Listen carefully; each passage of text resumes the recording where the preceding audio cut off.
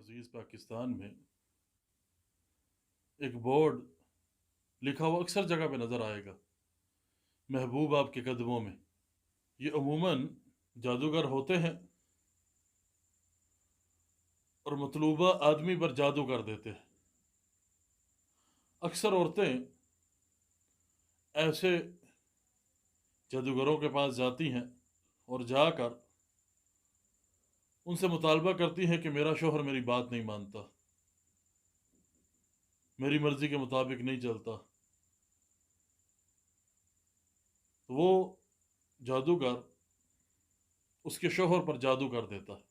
इसकी अलामात में पहली अलामत यह है कि खामन अपनी औरत से शदीद मोहब्बत करने लगे। दूसरी अलामत यह है कि शौहर को हम बिस्तरी की बहुत ज़्यादा ख्वाहिश हो। तीसरी अलामत यह है बीवी के बगैर वो बेसब्री का मुजाहरा करे। और चौथी अलामत यह है उसे देखने के लिए इंतहाई इश्तियाक रखे। और पांचवी अलामत यह है बीवी की अंधी फरमाबरदारी करे।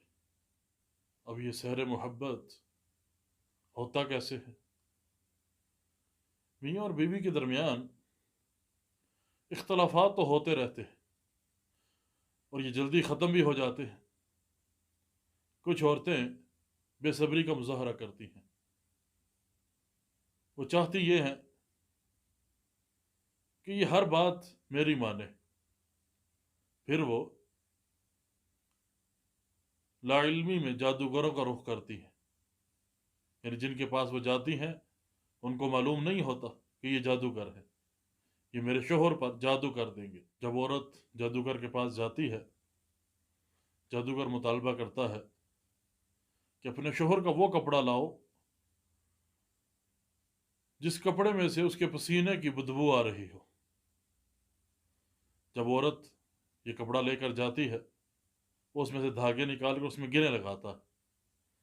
फिर औरत से कहता है इसको किसी गैर आबाद जगह पर फेंक दो। और दूसरा तरीका ये है कि वो खाने या पीने की चीज़ पर कुछ मंत्र पढ़ता है और वो कहता है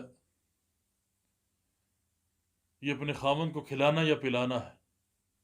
अमूमन उसमें निजासत या हैज़ का खून शामिल होता है, वो भी खिलाया या पिलाया जाता है। जो ही वो खाता या पीता है उस पर ये असर शुरू हो जाता है और बाज़ दफ़ा ये जादू उलट भी जाता है। उसकी अलामत यह है कि खामन बीमार हो जाता है, बाज़ दफ़ा उसको मूज़ी मर्ज़ लग जाता है और वो अपनी बीवी से सख्त नफ़रत करना शुरू कर देता है। फिर बीवी फिर भागती है उसी के पास कि ये जी फ़ायदा नहीं हुआ, बल्कि ये तो मज़ीद नफ़रत कर रहा है। वो दोबारा उस पर जादू करता है, यानी दोहरा जादू हो जाता है। उसका नुकसान क्या होता है? वो हर किस्म की औरत से नफ़रत करने लगता है, अपनी माँ से भी, बहन से भी, यानी करीबी रिश्तेदारों से भी। जितनी औरतें हैं सब से नफ़रत करने लग जाता है। इसके असबाब क्या है? औरतें ऐसा क्यों करती हैं? इसकी पहली वजह यह है कि मियाँ और बीवी में इख्तलाफात जो कि अमूमन हो जाते हैं, कोई बड़ी बात नहीं है। दूसरा सबब यह है कि बाज़ दफ़ा खामन मालदार होता है और बीवी चाहती है इसका पैसा किसी और पे ना लगे। और एक और सबब यह है कि हर औरत चाहती है कि ये खामन सिर्फ मेरा होके रहे। वो बस डरती है इस बात से कहीं ये मेरे अलावा किसी और से शादी ना कर ले। खामन को करीब करने के हलाल ज़राए भी मौजूद हैं। बीवी को चाहिए वो अपनाए, उसके आने से पहले अपने काम वगैरह ख़त्म करके, गुस्ल करके, अच्छे कपड़े पहने, अपने खामन के लिए खुशबू का इस्तेमाल करे, उसकी फर्माबरदारी करे, उसकी नाफरमानी न करे, उसकी ज़रूरियात का ख्याल रखे।